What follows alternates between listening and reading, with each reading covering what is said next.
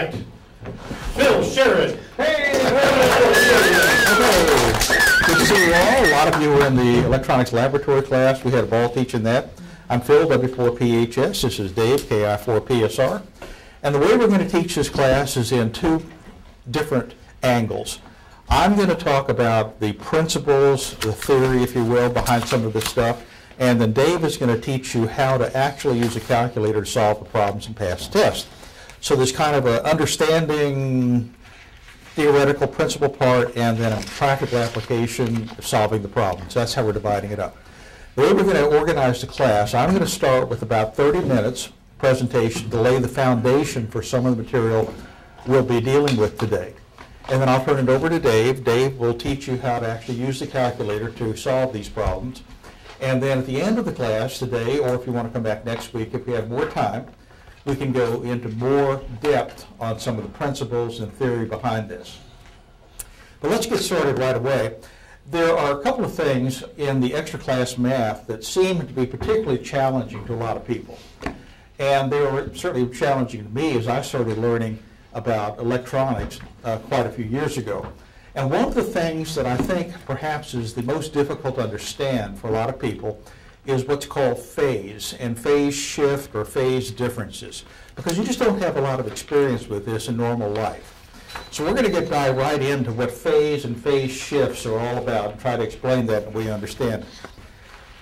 If you take an oscilloscope, this is my skillfully drawn picture of an oscilloscope right here, and hook this oscilloscope up to a DC power supply, you only measure one thing coming out of the DC power supply, and that is the voltage of the signal coming out. If it's DC, it's just going to be a flat line on the oscilloscope. So we only have one measure, and that is voltage for a DC signal. When you hook the oscilloscope up to an AC power supply, this putting out a sine wave, we have more things we can measure with the oscilloscope. We have, first, what's called the amplitude of the signal. The amplitude would be from the peak to the valley, top to the bottom, peak to peak voltage. That's one measure, is the amplitude. The second measure would be the frequency. That's how often the signal is going up and down. So that would be, for example, 20 million times per second for a 20 megahertz signal. But there's a third thing we can measure with the oscilloscope, and that is what's called phase, the phase of the signal. Let me try to explain what phase is. Phase is all about the positioning of the signal in time.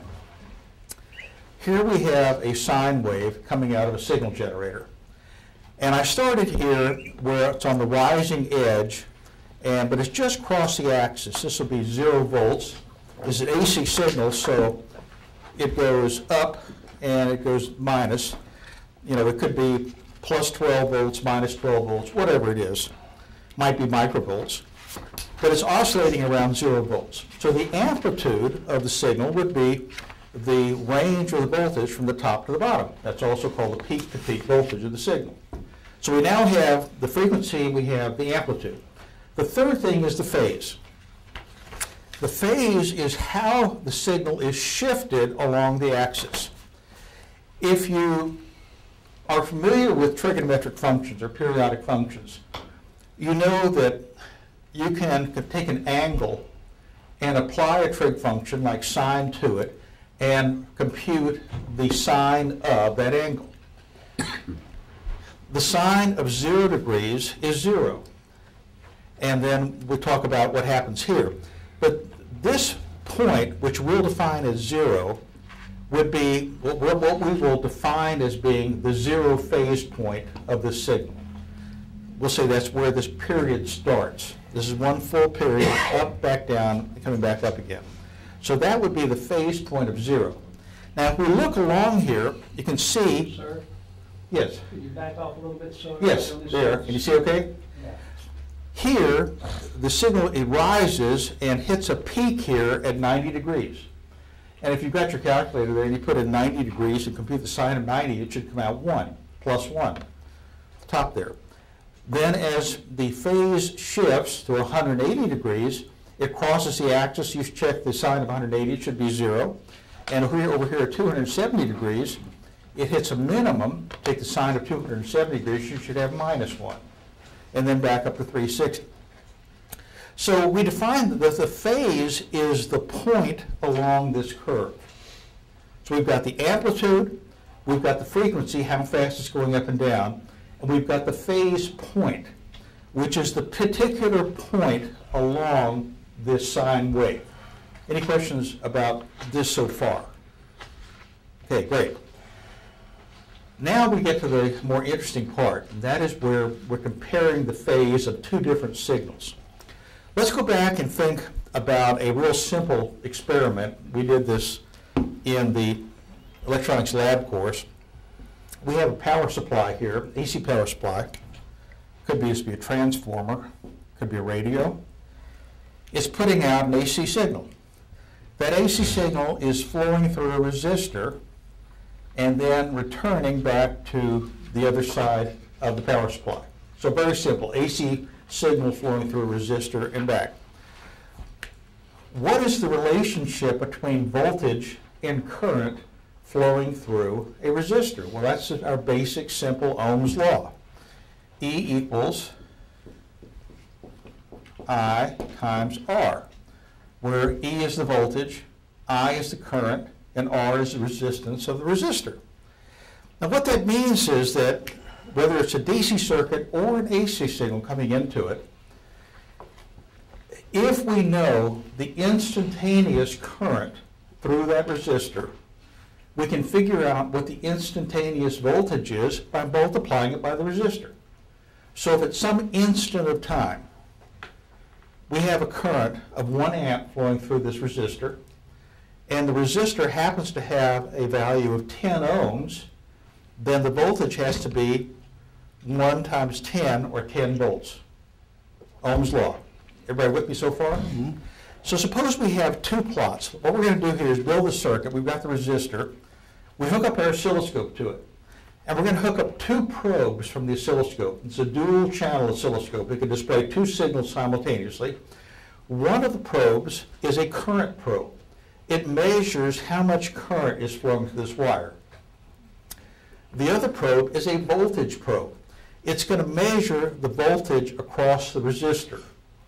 So we've got two simultaneous signals that we can display on the oscilloscope. We can have, like, for example, voltage up at the top, current down below it, and you know how a dual trace oscilloscope works, so you can shift them around. You can see them both on the screen at the same time. So let's see what it looks like if we measure the current and voltage in a simple circuit with just a resistor. Well, it looks like this. We'll say this is voltage up here, and this is current down here. They are in phase. That is, the peak voltage corresponds to the peak current. When the voltage is 0, we have 0 current. The minimum voltage, or negative, has current going the opposite direction, and so forth through the sine wave. It's very simple. At any point along this curve, if we simply, or this, let's make it simple, let's say the current, at any point of the current curve, if we take whatever current that is, at this point, let's say this is 4.5 volts, just take that 4.5 volts, multiplied by the resistor, and that's what the corresponding point is going to be on the voltage curve. Any questions about that so far? Simple Ohm's law. Take the instantaneous voltage, multiply it by the resistance, instantaneous current, multiplied by the resistor, and you've got the instantaneous voltage at that phase of the signal. Since the voltage is a simple function, linear function of resistance, they correspond, the waves look alike. They may have different amplitude. You may have a larger voltage or a larger current swing. Of course, current being measured in amps, voltage in volts. But they have the same frequency, and they have the same phase. Everyone's sort of in agreement with that. It just sort of feels good and logical. Okay, that life is simple at this point. We just have an AC signal going through a resistor.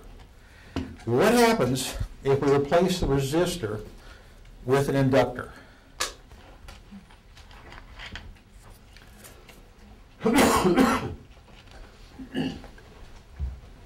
Things get more complex.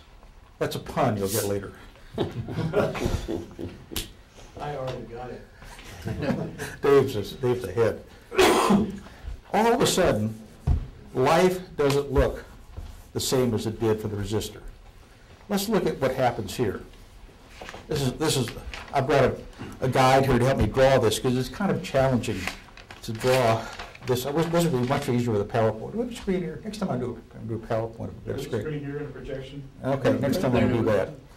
What happens is that instead of having them in phase, as we did before, things are shifted 90 degrees. So let's see here. So the peak here on the voltage is there. So the peak here on the current occurs here. And let's see here. The current flows down. So the minimum current for the inductor, let's see here, occurs at this point. Let's see here. Gosh, this is hard. So this is very difficult to draw, guys. I wish I could draw this. I wish I could project this on the screen because it's so much easier to see. What I need is the minimum at the crossing point there, and then this comes back up. It hits a maximum. Let's see, where's the? Going to shift this over. The minimum is over here, 90 degrees. So the minimum's down here. So it's, let's see if I can draw this now. I'm not sure. This is, look at your handout. Look at your handout. Or if you can see it up here, look at this. The camera can focus on this up here. You'll see it drawn out much better. I will, I'll try just. It's just, I just can't draw this very well here with I have enough problems drawing a normal sine curve, let alone one synchronized, shifted and synchronized. So that's going to be the peak. That's going to be the midpoint. Let's see here. This is going to be the midpoint. This is going to be, okay, let's see here. I think I sort of got it. This goes back up. Okay. There, I sort of got it there. Mm-hmm. What happens is, if we look at the voltage and the current, the phase of them, we've got both of them displayed on the oscilloscope. We're watching them both. We've got the current probe on this wire, the voltage probe on this wire. We've got them lined up. What we see is that the current is no longer in phase with the voltage. In other words, we watch the voltage curve. The voltage comes up and hits peak, but the current curve does not hit its peak at that same time. Instead, it hits its peak 90 degrees later. The current is, we take the current phase and shift it, just move this curve over by a 90 degrees shift. So the current peaks and valleys occur 90 degrees after the voltage peaks and currents, and voltage peaks and valleys. So we say what that is we say the current is lagging the voltage. In other words, whatever happens to the voltage occurs at a later time to the current. So the phase of the current is lagging behind the voltage. Another way of saying it, which is equivalent, is saying the voltage is leading the current. Voltage leading current, current lagging voltage. Got it? There's a phrase you need to memorize. It's very simple. This will greatly help you pass the exam. The phrase is Eli, that's E-L-I, the ice, I-C-E, man. Eli, the Iceman. Let's see how we use this. Eli, the L is a symbol for an inductor, inductance. Notice what leads in Eli, E, voltage, and what lags in Eli, I, current. Voltage, in an inductor circuit, the voltage E leads the current I, Eli. Got it? How about if we change this from an inductor to a capacitor?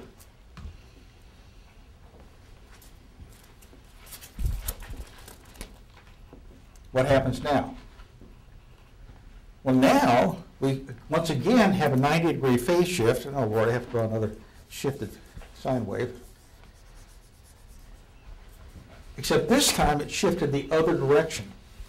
In this case, the current is going to lead the voltage.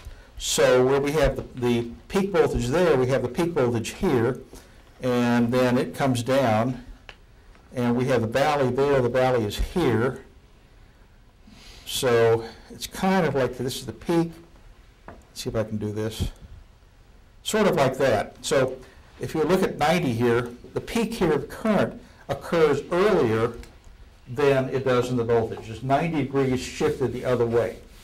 So the current, as we look on the scope here, everything is shifted 90 degrees with the current now leading the voltage instead of the way around. And that's where the ice comes in. I, C, E. C being a symbol for capacitance. Capacitance, what comes first? Current. I. What follows? E, voltage.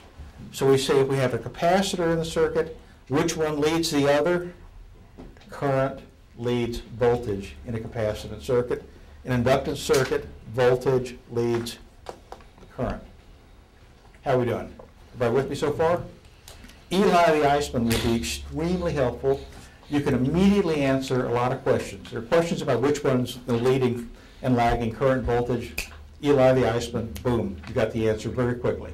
Always 90 degrees or basic? For excellent question. For a pure inductor and for a pure capacitor, the phase shift is always 90 degrees for a pure inductor and capacitor in the circuit. When you start adding an inductor or a capacitor with a resistor, so you do something like this, we have an inductor and you also have a resistor here, then, once again, my pun, things get more complex in terms of the phase shift, and that's what we're going to be talking about coming up here. But the phase shift is not necessarily 90 degrees in all cases if you have resistor and an inductor, resistor and a capacitor. It's only if you have a pure inductor or a pure capacitor that it's 90 degrees. It's never more than 90 degrees. That's the extreme. It's either plus or minus 90 degrees, but it could be less. It gets down to 0 if you have just a resistor. I mean, you can imagine, it's easy to imagine, suppose that this inductor was tiny, tiny, tiny, and the resistor was large. Well, then the inductor is almost insignificant. And we know the phase shift through a resistor is 0. Right? On the other hand, if we change it so the resistor gets very, very, very small and the inductor gets large, then we have a shift of 90 degrees. So you can see how it varies between 90 degrees and 0 degrees depending on the relative magnitude of the resistor and the inductor. Okay, you guys are doing great. That is the basis of phase. Now we have to talk a little bit more. I'm going to try to do this as quick as I can here because I want to leave plenty of time for Dave. Let's see here. I'll move now and talk about impedance. I'm going to run through this real quickly.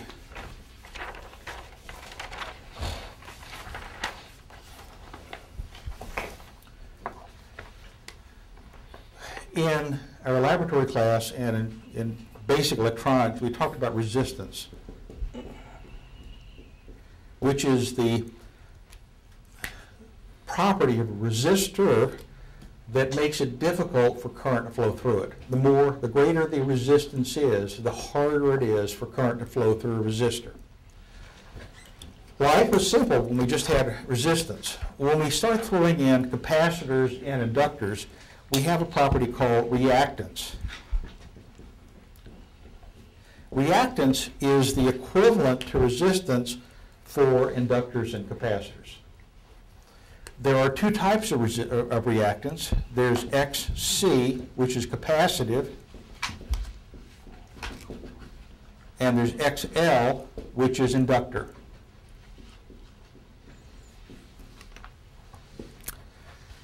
We'll call resistance R. So we've got, in general, let's say we've got the three primary components in a circuit. We've got a resistor, an inductor, and a capacitor. We're going to have a resistance R.